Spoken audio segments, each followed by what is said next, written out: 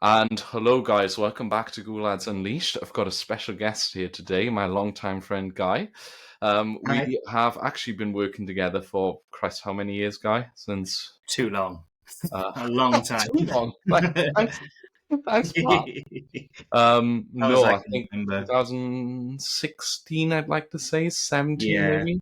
something like Yeah, that. yeah, Yeah, that's when we worked in the place that cannot be named together.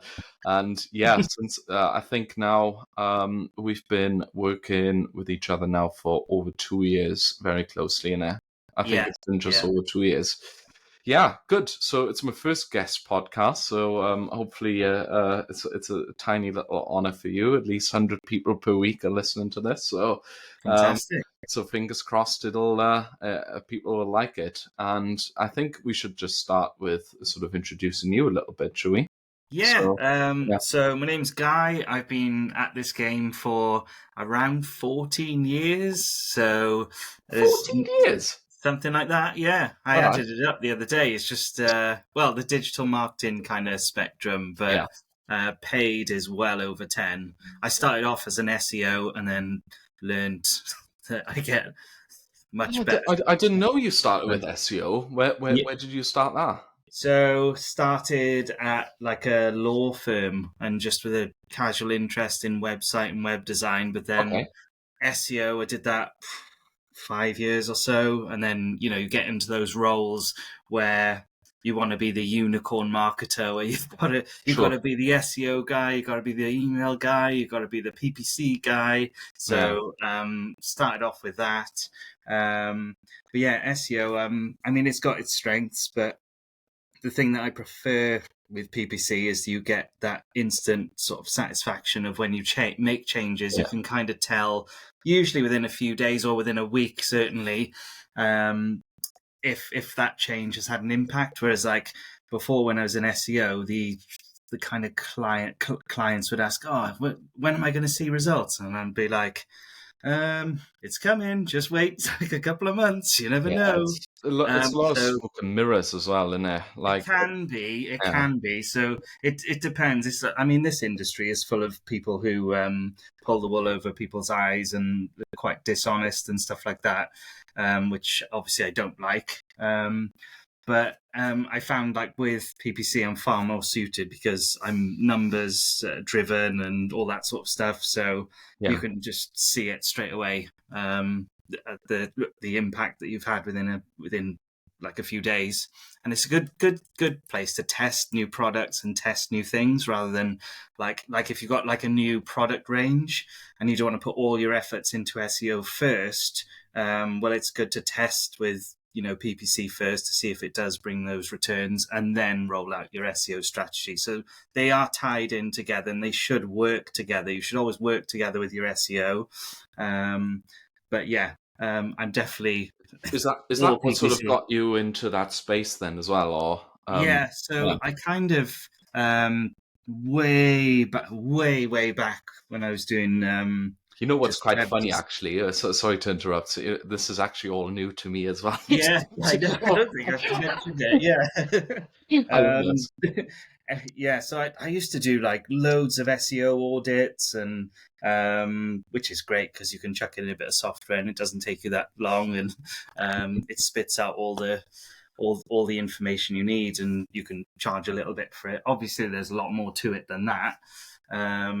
But yeah, I started off with SEO, really enjoyed it. But then sort of thought, I prefer to know or tell clients or like a prediction of what's going to happen. And I just Hmm. love charts and numbers. And I think I'm far more suited to that than SEO. Did you Um, go into agency then straight away, or uh, how did that happen? no, so I started off with in-house Yeah. and then started sort of dabbling with social ads at the same time as doing SEO, and then sort of grew into more in-house with Google Ads and basically being the unicorn marketer, trying to do everything all in one go for very little money, oftentimes or not. Um, the ads job adverts were often like, we're looking for someone to do our email, our SEO. Must be an SEO experience, SEO expert. Must be a PPC expert. Must be amazing in Facebook ads. And for like 17K salary or something.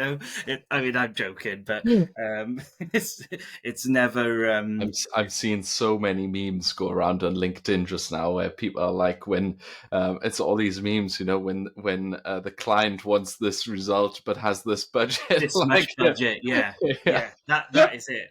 And so Do you after know? Do you know that? Do you know that meme of the, what's it called, the Doge? The poor dog died the other day, innit? So yeah, I heard is it about that. called Doge or Yeah, Dodgy? the And it's Dodge, like all pumped yeah, up what coin. what what the client wants, and then what the budget is. It's like it just cowering in the corner, like.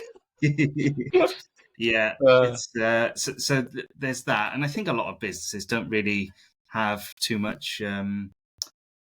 I don't know. They have maybe unrealistic expectations. Some of them, yeah. so they want like one person who can do everything rather than have someone really, really specialist. Which I much prefer to hire a specialist person. You get far better results, and Oh yeah. I you're mean, restricted by time as well. And a lot of the times I ended up doing emails and email marketing, which I can do quite well, but it's not something I enjoy. And also they throw in design as well. Oh, you'll be the design guy as well because you're quite good on Canva. And it's like, I don't want to do, I don't really want to do that. I want to do PPC, or I just want to do SEO. But yeah, yeah. over time, then just completely straight up, just specialize in PPC, social, and Google Ads, Bing Ads, all that sort of jazz. Yeah, I've been doing that for well over 10 years, PPC specifically, anyway.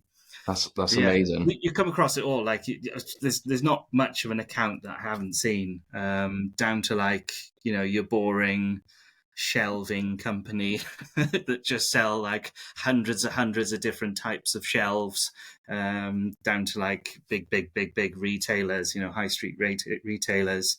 I often find that the smaller clients are harder than the ones with chunky budgets, because the smaller clients, let's say you've got like a budget up to £1,000 or even £2,000, you've got to try and squeeze as much as you Yeah. can out of very little, and it takes time to get that data. Whereas someone who's got a bigger budget, obviously you're going to get those learnings a lot quicker. And I find that smaller businesses are a lot more cautious with spending money. They're afraid to just let loose, which is understandable. And But I it sometimes has they its just don't have challenges. as much of an understanding, right, as well of sort of what's realistic in terms of CPAs. I remember when I started out with Y&D, right, I had this client, and they were like a glazing company. And at Yeah, the time, I sort of took on quite a lot of clients, for just when you start out, right, like hobbles sort of turn into sort of the main business. I remember specifically having this conversation about what's achievable and the goals, and that was at the time when COVID broke out, right? So as a oh yeah, glazing company, they were able to make those screens, the protective screens that you saw in shop, yes, etc. And they sold them for like a premium price because they were made from real glass, and they costed something like, to buy 3 screens, it was like £500 plus, yeah. for like a basic one. And I spoke to the guy and said, so what do you think is like a realistic target CPA, for sale, sort of ROAS? And I'm not joking, he genuinely said, I don't know, a fiver maybe. Oh, Yeah, I'm gonna deliver a ROAS of 100, buddy, no problem. A fiver, that's like. again, uh that's like the mass, he wasn't like he was being dead serious. It's like, oh, I don't know, we can afford maybe a fiver or something. A Wow, fiver per customer. Are you wow, absolutely joking? Yeah. Whereas bigger businesses usually have, more of an understanding of this stuff, right? Which is why yeah, that's what put them to where they are in the first place, of course. yeah, By to understand how to really grow a business. a, So a lot of it is like learning an education process as well. I yeah, find like with small, and I quite enjoy that. I quite like the teaching side of it, but it's where they try and kind of take over completely, um, and and say, oh, what you're doing isn't right, and it's like, well, you're yeah, supposed to be paying me for my expertise. yeah. You know, It's I don't hire a builder to come in and do some building for me and tell him how to do the job, kind of Yeah, thing. marketing's a very weird discipline, right? It's a little bit like interesting as well when like with politics, because I studied politics, right, and I tried to run Yeah, I for council a remember. couple of times, and obviously I've studied policy making, etc. So, and oftentimes it's like when I worked a couple of jobs as well, people sort of interfered with. What you suggested, and I'm like, you paid me to do the work. Yeah, Like I've yeah, been doing this for many years and put lots and lots and lots of hours into learning how to do this properly, and you telling me, like this, your way is the better way. Why'd you hire me in the first place? It's weird, isn't it? But yeah. I mean, uh, I'm all for like feedback and getting oh yeah, of ideas. course, yeah, We've got to take that on, but then they give you like this wild card idea. Like, yeah, oh, of can you put course, this ad live? And you look at the ad like, ooh, that's not going to work. And you just know from experience that it's yeah. conveying that kind of message um, in a So positive way to them, so yeah, they're so educated. you then start with your first agencies, right? So and that was sort of the last decade, I would imagine of Yeah, yeah. yeah. You gain a lot of experience in agency work because you Why? get a big mix of clients. Some very very demanding. Some are a little bit easier going. So yeah, I mean we've all been both the Oh, two of us. 100%. We've had them. Oh, 100%. Cool, amazing. So, yeah, and now we're obviously been working together for 2 years and scaling accounts, spending about 3 million pound per month. That's an enormous amount of money, and I Yeah, sometimes have to pinch myself, like how much money that yeah, is. But yeah, everything's going great, and I think this is sort of a nice little sort of segue to what I want to talk to you about a little bit today. I've already done a podcast on it yesterday, which is I think have come out by now when people are listening to this. But our colleague Cherie was very nice to prepare a couple of surprise questions for us today. And I want nice. to a little bit talk to you about Q4 because obviously that's now the, as every year, a bit like Groundhog Day. Every year it's the sort of big hot topic, right? How to maximize sales. Yeah, What you need to do now to get the most out of it, because in the end it's like 40 to 60% of business for most online businesses, right? So unless you sell swimwear yeah, something like that, yeah. of course, but even then it's really really strong. So Shui's prepared a few questions for us, and I want to like maybe pop through a few of them, and obviously sort of harness a bit your experience so that Yeah, the great. listeners can learn a couple of things, how we think, and what our thought process on a couple of things. So the first one she's dug out for us is, why do you think it's important for advertisers to prepare in advance for the coming quarter and to yeah, just get everything sorted, before You Q4? Good question. You have to know which products are your best sellers. So you might think you know that already, but what's worth doing is going into analytics or even creating a report in Google Ads and downloading, say, your top 50 or however big your store is. It could be a top 10 list, and just downloading those and making sure that all of those products in your list are have enough reach and exposure and budget on them in your Google Ads. So, for Mhm. example, you could download your top sellers for all channels in Google Analytics, and you might find that in Google Ads, there are some products that just aren't selling, or the top sellers for organic maybe aren't the top sellers for Google Ads. So what you can do is maybe make another campaign and prepare and just test. So you should already be testing by now.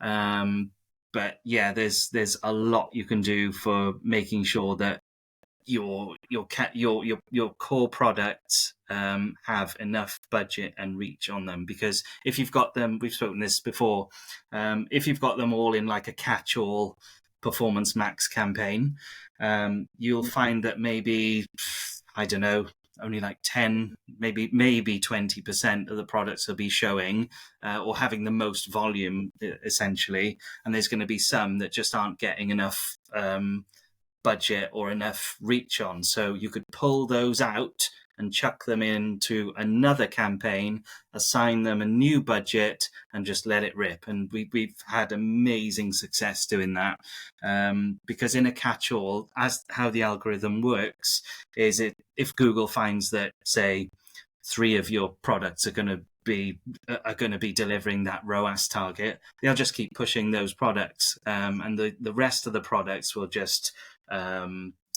they'll serve, but not as much Not as as much. Yeah. often. So be sure to test, and don't be afraid to pull out and segment products into their own categories. Try not to have catch-alls for everything, basically. But yeah, test like mad now in preparation for the big November and Black Friday and all that sort of stuff. Yeah, I think it's really important for people to sort of not only prepare them campaigns, but also prepare what they're actually going to be doing, right? Yeah. We're trying to tie this up with clients right now. With a lot of them, we're already got everything in place. Some of them are just, they take their time, have internal processes, etc. It's And not they change their offers. change their offer, which is, Yeah. by the way, one of the most common mistakes we see when people sort of, especially this goes sort of back a little bit to what we said before, when people, think they have a better idea of what's going to work, and then someone in the boardroom says, no, we should be running this instead, and they basically have no idea how much they are more or less shitting all over the plans that have already been made. So it's mega important to prepare what sales you're going to run on which days, what is going to be the offers, are you going to make special bundles, all this sort of stuff. Which actually takes us to the next thing. What do you think are sort of the most common mistakes we've seen in the past sort of years? Because we've been doing this for many years now, haven't we? So yeah, on that note, a mistake would be making offers that are overly complicated. Amen. Buy 3, get 20% off. Buy 4, get 45% off. It's too complicated, and it's quite hard to chuck in like tiers and stuff into the feeds, and it just overcomplicates the offer. So that we found that in the past. So we've had clients in the past where they've had a simple offer one year, and then the next year they did a very, very complicated sort of tiered kind of discount structure, and the simpler one actually worked better. I mean, it's of course going to be different for different businesses, but I would say try and keep the offer simple as you can so people can understand it. I always say, How about you? KISS is the strategy, innit? Keep it simple, stupid. Yeah. That's something that I say over and over again. Just keep it simple, and oftentimes is sometimes choosing promotions as well, which do not work on all platforms, because maybe you can push those offers a little bit more easily on Meta or TikTok, because you can pretty clearly communicate in a little video what the offer is going to be. But Google doesn't work that way, right? You only have like the promotion extensions that you have, for instance, or how the sale price badge works on product listings has certain technical limitations which you cannot change, right? Like that's just how it is. And if you make an offer that you can't sort of what's the word when you try to sort of try and force it into You can't sort of force the offer into how the technical setup of the platform is, Yeah, right? So yeah, it has to be the other way around. You have to see what's possible and then shape your offer around it. I think something I see very often as well is a relatively common mistake is that people just don't do the basics right to start with, right? Very often people are thinking now, okay, now maybe I should be running some Google ads. Oh, I can hear the doggo in the background. Love it, love it. my So German Shepherd on guard. she's keen for Q4. No, so but I see a lot of people like sort of skip the basics, right? And they still don't have their titles optimized or have their feed optimized, and they think, oh, with Q4, it don't matter. I can run a few ads, but basically it just flushing money down the drain. I've seen it all. Yeah. Yeah. Do you have any few more ideas of stuff that people should be avoiding and not doing? Um, an obvious one is keeping an eye on your competitors. There's a Google transparency tool, isn't there? So you could have a Is little in there, yeah. if you type in Google Ads Transparency tool, Ads Transparency, you can have a little peek at what ads people are running and your competitors. So keep an eye on that. But yeah, and also just plan your offers and kind of stick to them. Yeah. Because if you change them all the time, again, that's going to cause confusion and you're not going to probably get the result that you want. 100%. You've also So mentioned already something that's really interesting, and that is basically to like this is, by the way, an amazing bonus tip, guys. I think I've shared it before, but this I can't hammer home how important this one is. So really dig out your best sellers, maybe even the best sellers of Q4, because sometimes they're seasonal if you have previous year data, yes, and smash them into one performance max without assets, max conversion value, and just let it rip. This is an yeah. amazing strategy which works over and over well. But what other sort of strategies or little techniques and stuff do you think people should be doing for the Q4 campaigns? So, what I've done in the past, and I actually had a call with Google recently about this as well. Um, and yeah, they gave good advice. Surprisingly, I know Sorry, it's I not think I've got an often. aneurysm. I know it's not often. Their usual advice is increase your budget. Yeah, Increase your budget. The ROAS, we're like, oh, the ROAS is really down. So we've had to reduce the budget to make the ROAS go yeah, up a little bit. And she's like, oh no, you should increase the budget. It takes over 30 days to for it to figure itself out. And we're like, yeah, but they're losing money. They can't afford to lose money for 30 days. But anyway, so the thing that I'd recommend is if you've got assets already in your PMAXs that hmm, are what we'll call evergreen, they're on all the time and nothing changes, duplicate those. And then so then you'll have exactly the same asset group, and then go within those assets and update your images to within the assets to like Black Friday images and all that sort of stuff. yeah. And then you can have specific Black Friday headlines in there as well. So have those active. And if you do that now, it doesn't have to go through the learning phase again, because the learning phase happens at campaign level. And I also confirmed that with Google as well recently. So that is true. So you can start preparing and creating those now. So then when it comes to Black Friday or whenever you have a sale on, you can just Smashing pause on your there. evergreen one and then enable your sale or Black Friday PMAX asset groups. Also, within those PMAX asset groups for Black Friday or for a sale, you can add audience signals for people who are looking for Black Friday shoppers and Oh, that sort of that is stuff. a sick tip. That So is really amazing. that chuck that in on that asset group, but obviously don't put it in on the evergreen one. And then what'll happen? You're giving Google a signal to show to people who are looking for the bargains and all that sort of stuff. So if you've got a good offer and you think you're competitive, do that. I think it'll really help. Yeah.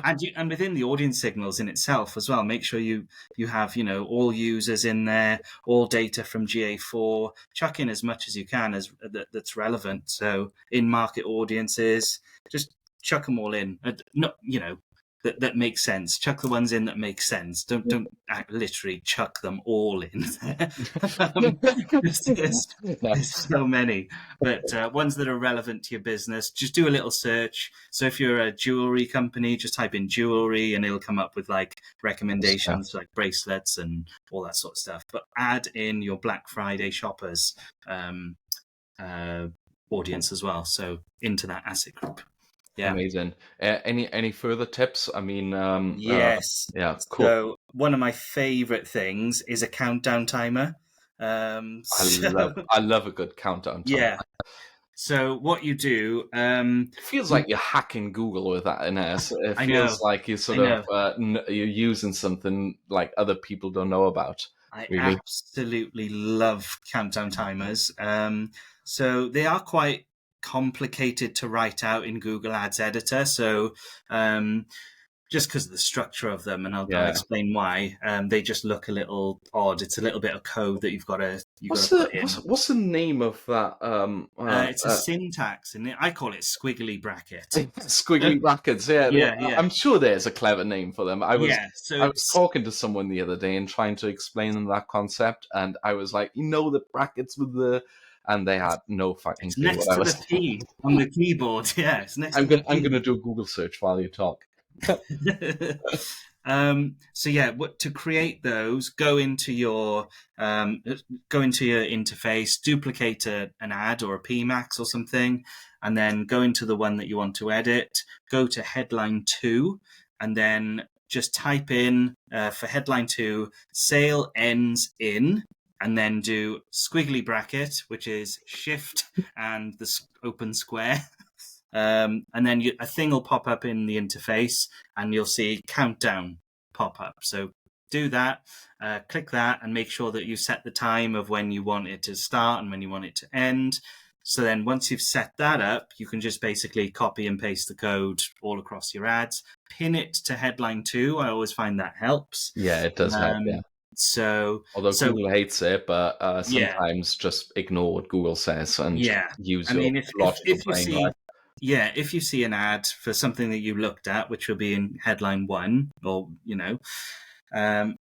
but then headline 2 says sale ends in 3 days, or sale ends in 5 hours. It kind of creates urgency, and those things are fire. By the way, Guy, Absolutely great. you will not believe it. You know how you said squiggly brackets? Is it actually called? They are literally called curly brackets. Are they?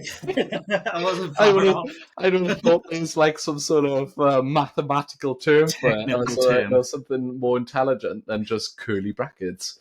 That's made my day. That's funny. I'll continue to call them squiggly brackets. Yeah, you shall, mate. But yeah, try that. I absolutely love countdown timers. They work amazingly well. So they are, I haven't mentioned, but if you haven't used them before, they're dynamic. So whenever someone searches for something, you set your end date of your sale. Be very careful on the default settings as well, because it defaults to either midnight on the day, which would be far too early, or you can do it to like 11 p.m. Yep. So be careful of those timings. I know people who've been caught out by that, and they've ended up having the countdown timer end a day sooner than they want to. So be careful with that. But what they do, they are dynamic. So they so say if there's 3 days left of the sale, then it'll say sale ends in 3 days, or sale ends in 1 day, and then sale ends in hours, and then minutes. So it creates mass urgency. You can't change, unfortunately, you can't change the kind of message before the countdown timer to a longer one. So you can't say, I don't think discount ends in. I think that's slightly too long even. I'm not sure. I think just sale ends in is probably fine. I know sale ends in always works, but if you go a bit too long, it'll get disapproved because of the character count. but sale ends in always works, and it's fantastic. And I'm going off on one that on another note with a squiggly bracket. You can also do squiggly bracket, and you can type delivered to squiggly bracket and then location, and then it'll give you an option as to type the location. So you do delivered to squiggly bracket, a thing will pop up, and you select location, and then it'll dynamically select when someone's. It'll know dynamically where somebody is searching from. This So is say, dope for descriptions as well, by the way. yeah, You can say really stuff good. like, delivered to Hemel Hempstead Yeah, by this day or something like that. yeah, Yeah, yeah. So you could say stuff like and there's a default. So if Google doesn't know where the person is, it can default to I default it to the word you. So quick correct. Yeah. delivery to squiggly bracket and then location, and then it'll either say like Bristol or it'll say you or wherever you're from. I absolutely love that as well because it's You know, personalizing the ads. So you're it's such a increasing the small click-through thing, rate. right? But it just gives you such an edge compared Yeah, to others. And it's yeah, a signal to Google as well, right? Because yeah, it means that Google will more likely serve these ads as well because it knows that there's hyper personalization in them. So it knows the relevancy will much more likely be higher. And once it does, it will continue to serve the ads, yeah. over others. Um, what about any further things? Um, Well, just I can chuck one out. Promotion extensions, obviously, yeah, that's a yeah, no brainer. But something that I find always very interesting is a lot of people. There's a bit of a debate of strikeout prices versus yes, discount that's a good one. codes. Yeah. So, what's your thoughts on that? I quite like strikeout prices. Strikeout Um, prices all the way. That's my opinion, anyway. yeah, just yeah, just because it makes the listing so much sexier, right? There's a couple of restrictions about, of course, when it can show, but everyone knows the classic Google Shopping listing where it says the sale badge and it shows the like lower sale price in green. It just like it is literally money printing yeah. compared to discount codes. Um, I've found that multiple times as well that if people sort of struggle to produce those sale prices, that they're just going to get snowed under by competition. Mm, Yeah. yeah, yeah, And also it eliminates the reviews. So if you use let's say in Merchant Center some sort of promotion, it trumps the reviews, and then as a result you lose your boost from the reviews as well, which is obviously not great. no, Let's put it no. like that. Reviews Uh, and social proof so important. Absolutely. Um, Now another, let's talk a little about something that's I know right up your street, and that go on. is optimizing the landing pages during Q4, your product Yeah, pages. yeah. You are a CRO nerd, I know that. Well, I love it. Yeah, Yeah. So, absolutely love it. what would be your sort of top 2 or 3 tips what to do and to optimize your shop towards in Q4? Because this is something a lot of people don't do either, right? This is something Yeah, so many people just don't bother doing and just keep the normal evergreen sort of yeah, website going. And it is the biggest sale event of the year. Like, show on your website that you have yeah. the sale. So, what are your thoughts on that? First, look at your site on your phone. Stop making the design for desktop only, and it might look great on a desktop, but check how it looks on your phone, because I've seen it before where the offer is, say, like in the top banner and the discount code is in the top banner, but on a phone, the banner looks really small because with Google Ads, they're taken to the product page, which a lot of people don't realize. They some businesses don't realize, and then they have all this Q4 offers on the homepage and all that sort of stuff. Well, people aren't going to the homepage from Google Ads shopping; they're going to the product page. Right. Yeah. So whatever offer you have on your banner home screen, they're not going to see.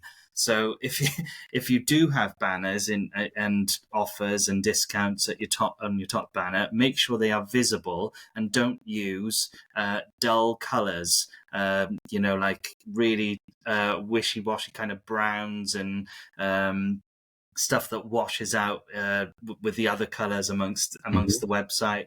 So say if you've got I don't know, a certain color website, you have to contrast that color with another one so that it pops. So don't, because if you use the same color for your banner as you do for the rest of the website, you kind of have color blindness. It's not going to pop. Make sure that your banner is clear and easily seen, and make sure that that isn't just the single point of failure as well. So another tip following on from that is have countdown timers right next to the price I and love the this. basket. Yeah. Right next to the add to basket. So if you've got a discount code, say discount code ends in X, and then the countdown timer. Or even if it's just the sale, right? Because naturally we suggested Yeah, spike out sale ends prices in. if possible.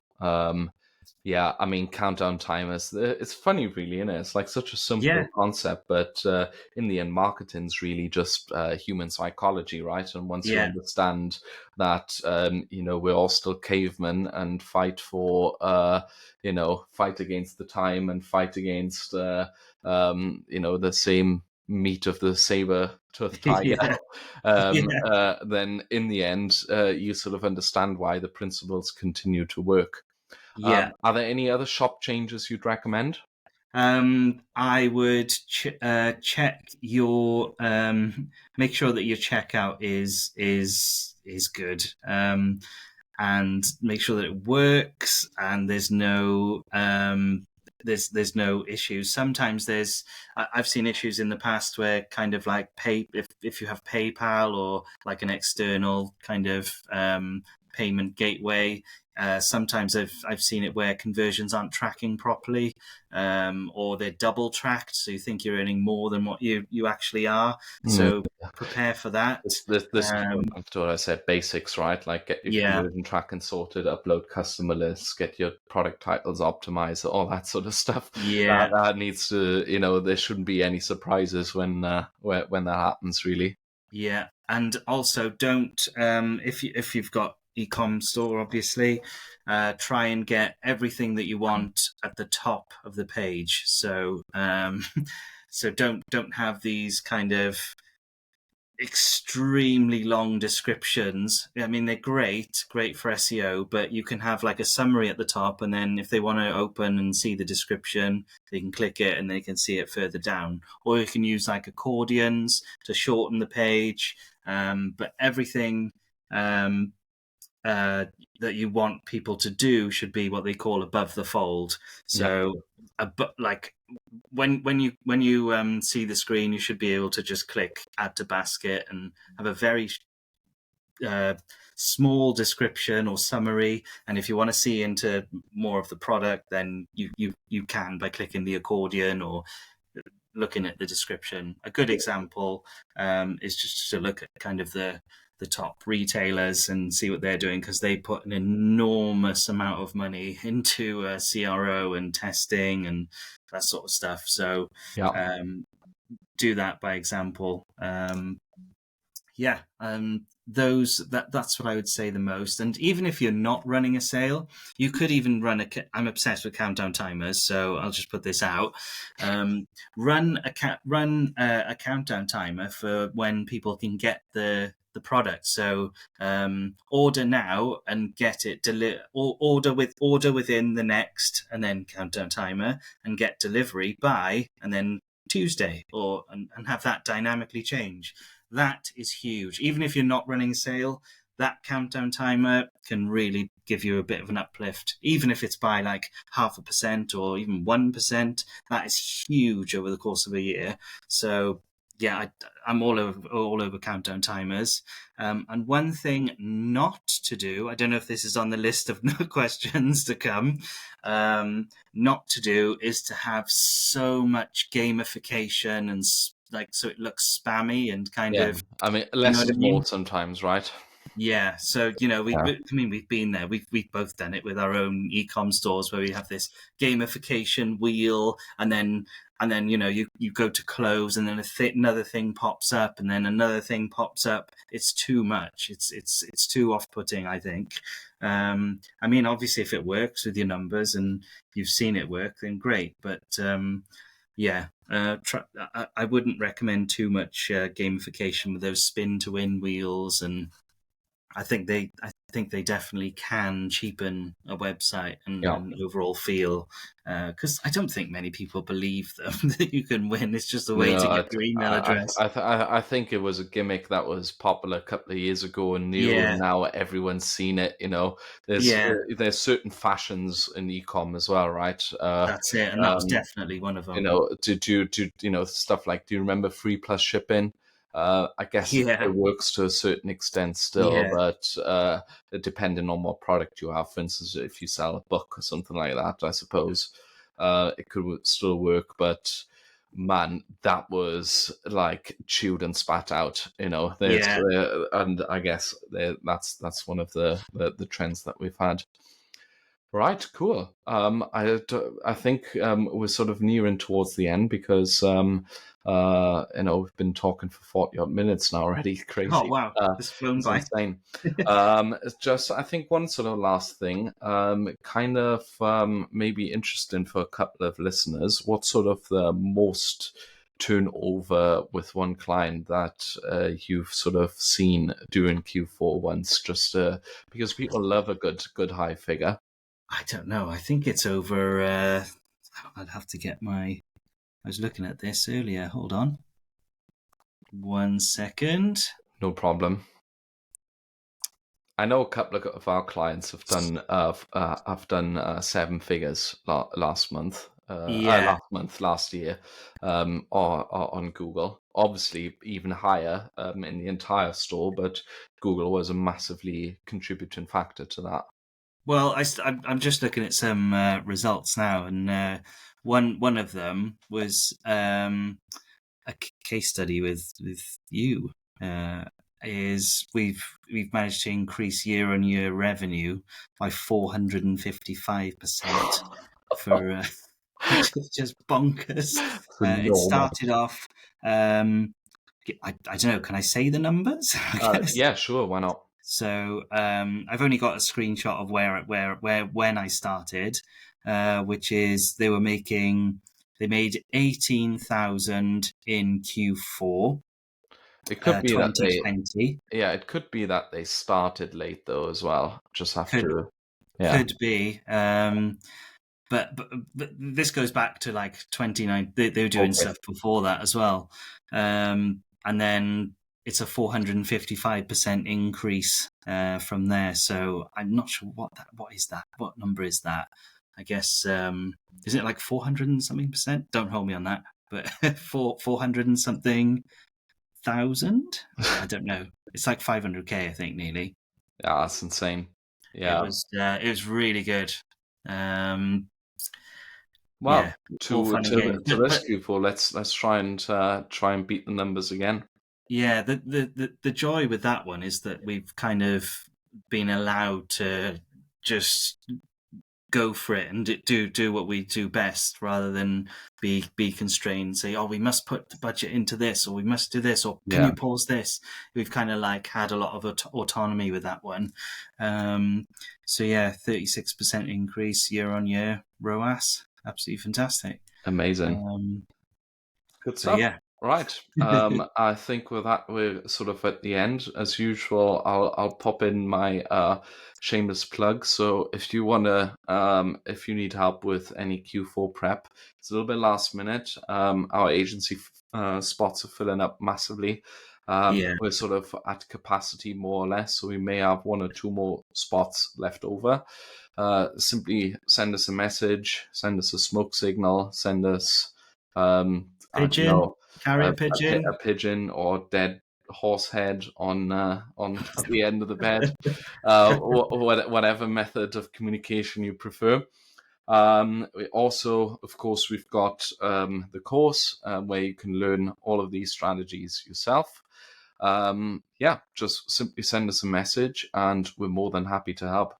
Guy, thank you very much for coming on. I think that was very insightful for a lot of people. Some I hope so. crazy nuggets in there. And yeah, on a personal level, thank you so much as well for doing this, because I really I enjoy talking to you all the time. Fantastic. Let's Yeah, thanks for letting me be here. No problem. And I hope you guys found it useful as well. If you need anything, give us a shout. Lovely. Thank you very much. On that note, happy weekend, everyone, and see you in the next episode. Bye bye. Bye bye.